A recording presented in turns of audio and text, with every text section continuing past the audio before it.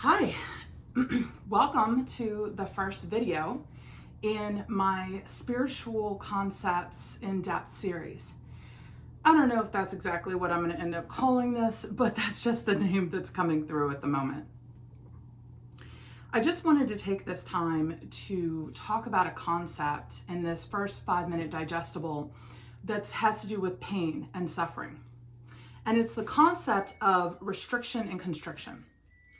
So what I have found and what I've spent a lot of time thinking about is this idea of what happens to myself or to an individual when they're going through something.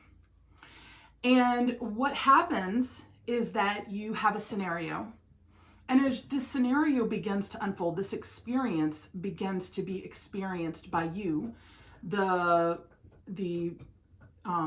I want to say the Fool just because I'm referring to the Fool's Journey when it comes to tarot, which talks about this innocence, this purity, which is what we all start out with prior to entering an experience.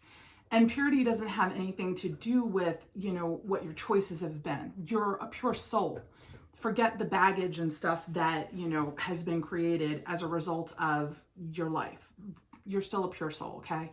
So you're on this thing called the Fool's Journey when it comes to tarot, and we start out in the ethers where like things haven't unfolded, or you're sitting in potential and pure potential.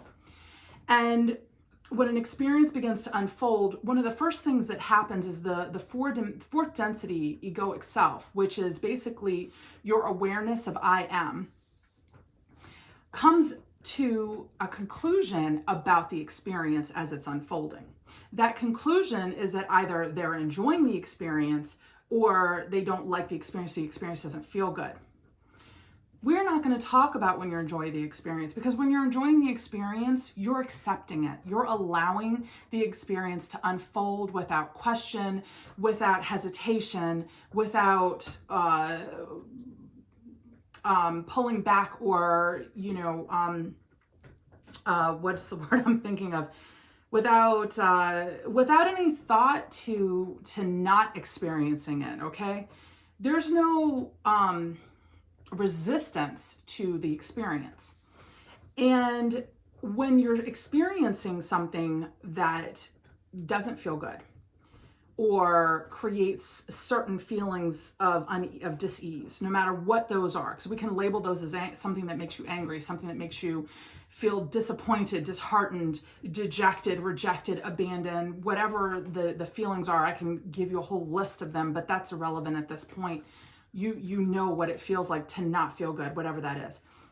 But when that happens, we create resistance to it. We don't want it to happen.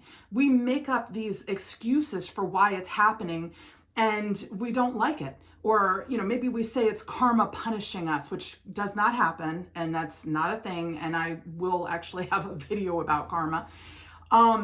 We say things like, this is all sayings that are coming from the fourth density egoic self, the one that is awareness of I am in the human form. We say things like, I don't like this. This needs to stop. Whatever we're saying. And it's not even that you're saying it out loud. It's something that it's probably happening in your head on an unconscious, subconscious level that you're not even in awareness of. But what's happening is that the mere act that we are rejecting the experience is what's actually creating the resistance. The rejection of the experience is the resistance. And resistance creates constriction. Resistance creates suffering. And what I would encourage you all to begin to do is, as you're moving through life, to begin to see every situation, every scenario that you're going through, not as something that's good or bad, not with a label based on how it makes you feel, but as just that, an experience. And as you do, take that moment to take a step back and say, wait a second, I'm having an experience. And instead of putting a label of good or bad on it, say, how do I feel about this experience? Does it make me feel good? Or, is it making me feel good? Or is it bringing up different feelings, which I like to call triggers? And if you find that it's triggering you in some way that isn't feeling good, don't label the experience as good or bad. Label your feeling that you're having during the experience, as whether it's good or bad, because that's going to be important. And then if it's not feeling good, you want to do the opposite of the thing that you really want to do. What does that mean? That means that if you are resistant to the experience, change your tactic, and instead of continuing resistance, allow it. Say, you know what? I don't know what in the hell is happening, but I'm going to just sit with this discomfort and I'm going to allow this. Try it. Try it and see what happens when you get on the other side of that experience.